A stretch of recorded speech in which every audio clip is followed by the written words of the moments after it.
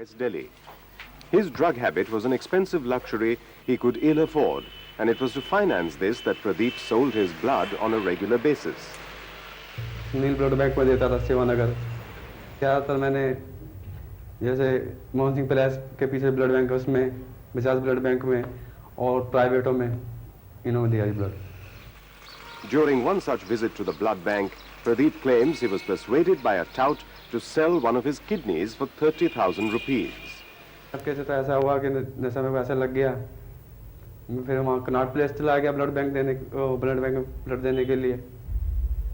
फिर ये सारी कहानी बनी है जब किडनी की जो है। Today, Pradeep is undergoing treatment in a drug de-addiction center and recounts his experience. He is a broken man, aware that now, living with only one kidney, the vice-like grip of his drug habit will surely destroy him. एक तरह से जिंदगी खराब है जी हमारी। मैं तो चाकी की बात तो है, ये होने के बाद जी मेरा तो मन नहीं करता था जीने को। घर वाले रोते कि अभी भी कुछ नहीं हुआ। भाई ने बहुत समझाया कि नशा छोड़ दे तू, अब ये तेरे साथ ऐसा हो गया, अगर अब तू नशा करता रहेगा बिल्कुल ही मर ही जाएगा तू। His parents are shattered and bewildered. To his mother, the scar on his abdomen is a traumatic reminder of the ghastly incident.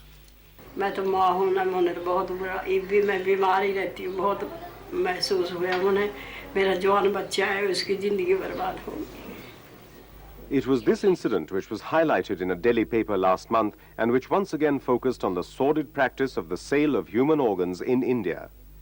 Pradeep may not be the stereotype organ seller, but economic compulsion is the most compelling reason for people selling their organs.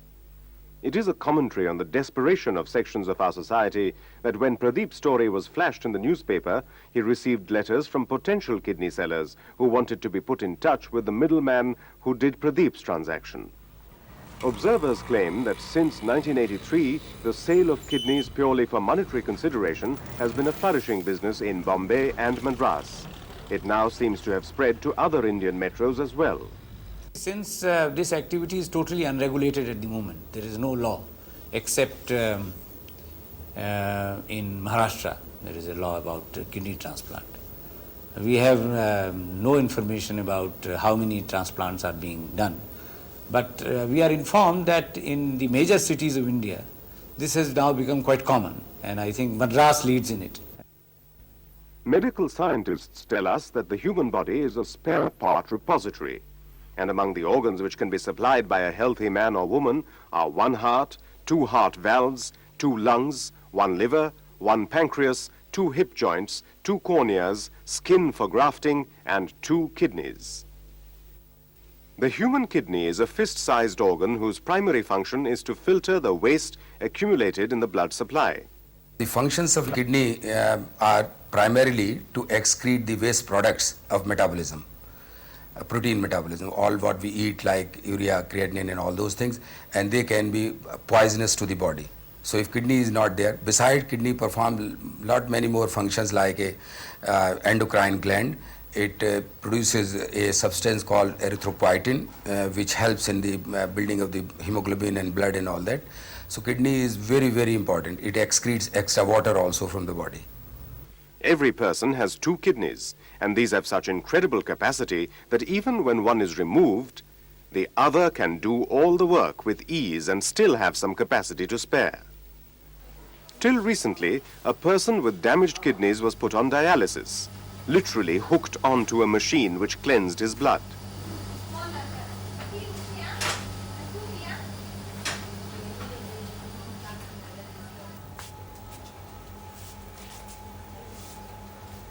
It was the advances in medical sciences which brought about the miracle of human organ transplant. A healthy organ from one human being could now be transplanted into another, replacing his or hers damaged organ.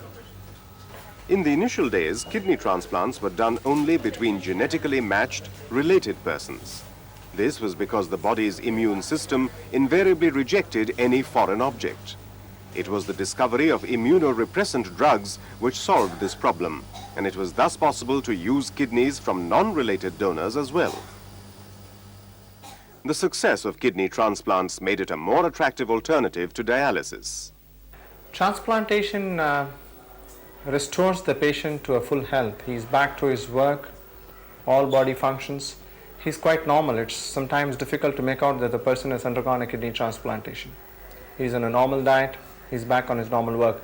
It never happens on dialysis. The rehabilitation of patients on dialysis is very poor. There are over 100,000 renal patients in India, and kidney transplant is increasingly becoming more popular. For those who cannot find a related donor, the alternative has been to buy one. This, coupled with the fact that a human being can lead an absolutely normal life with only one kidney, has led to the increase in the demand for kidneys and, as a consequence, for persons willing to sell them.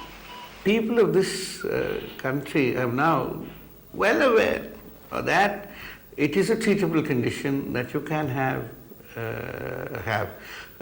treatment and live well after that. So because of this awareness, more and more people are coming. They've always had plenty of disease. It's just that they're more aware that treatment is available and they're looking for treatment. Villivakam is a suburb in the outskirts of Madras. The clusters of hutments here are inhabited by families barely able to eke out a living. The serenity of life here is a deceptive camouflage, because impoverished lives have their own dictates. And for these families, economic hardships have no easy solutions. It is therefore no great surprise that this suburb has gained international notoriety, where it is easy to find healthy young men and women who have willingly sold their kidneys for a price.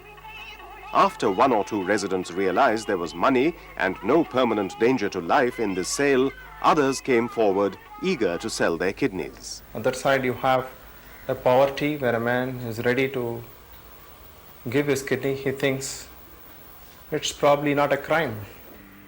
Dr. Reddy, should the doctors perform operations in cases where organs have been bought? I think the answer is a straight yes, because most of our patients do have paid organ renal transplantations. But it's very important the manner in which the transaction takes place. Provided there is informed consent, there is a thorough investigation of the donor, his immediate family and background, you're quite sure that there was no external coercion, that the patient understands the consequences of his actions, what his compensation is going to be, what are the likelihood of long-term problems. Once we make sure that all these things have been well explained and that there is no middleman profiteering. You cannot exploit your body, or you cannot abuse your body, or you cannot take anything out of your body for commercial considerations. That is the fundamental moral and ethical principle behind all this.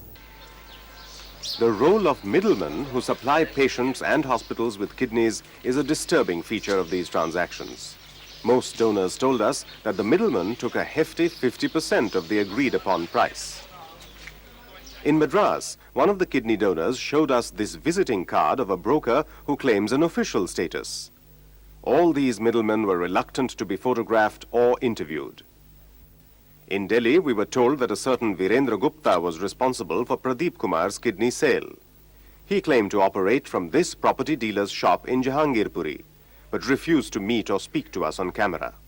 Nowhere one would like, as a medical person, for this kind of a brokership going on in these organs or the human body involvements of that kind.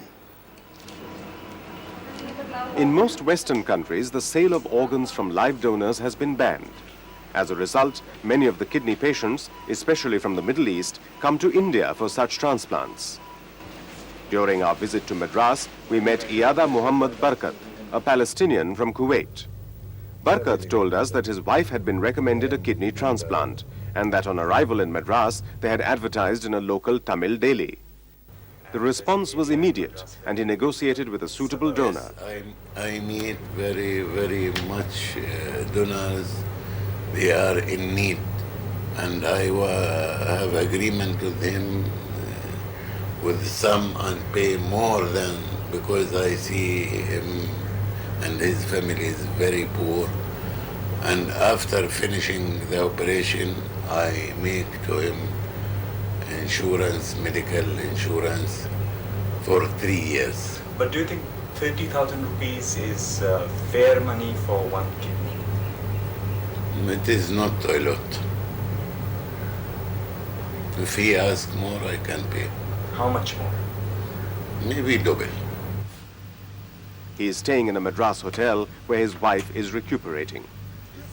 What is your feeling for the donor?